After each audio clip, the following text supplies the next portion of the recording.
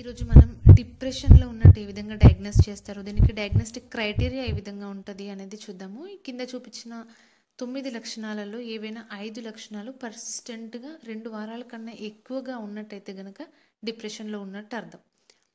First one వచ్చేసి depressed mood అంటాము, అంటే బోర్ కొడుతుంది అంటాం కదా అది.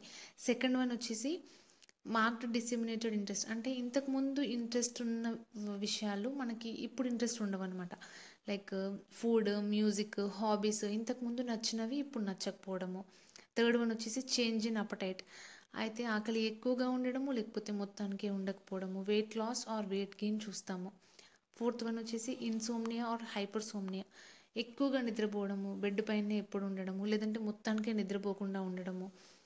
ఫిఫ్త్ వన్ వచ్చేసి ఫెటీగ్, లాస్ ఆఫ్ ఎనర్జీ అంటాము, చాలా నీరసంగా ఉందని కంప్లైంట్ చేస్తారు, అసలు చాలా బలహీనంగా ఉన్నట్టు చేస్తారు.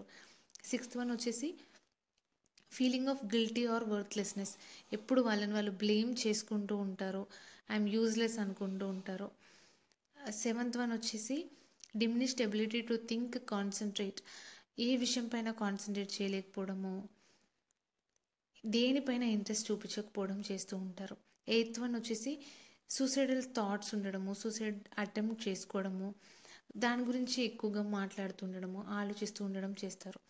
నైన్త్ వన్ వచ్చేసి సైకోమోటర్ అజిటేషన్ ఆర్ రిటార్డేషన్ అంటాము, అంటే బాడీ మూమెంట్ అనేది ఐదర్ స్లోగా ఉంటుంది లేకపోతే ఫాస్ట్గా ఉంటుంది, అంటే మెల్లిగా మాట్లాడడము, మెల్లిగా నడవడము, మెల్లిగా ఆలోచించడము, బాడీ మూమెంట్ అంతా స్లోగా ఉండడం, లేదు అంటే హైపర్ ఎక్కువగా ఉండడము.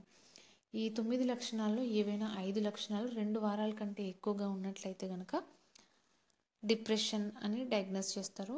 This is according to diagnostic and statistical manual of mental disorders, American psychiatric association నుంచి అనమాట.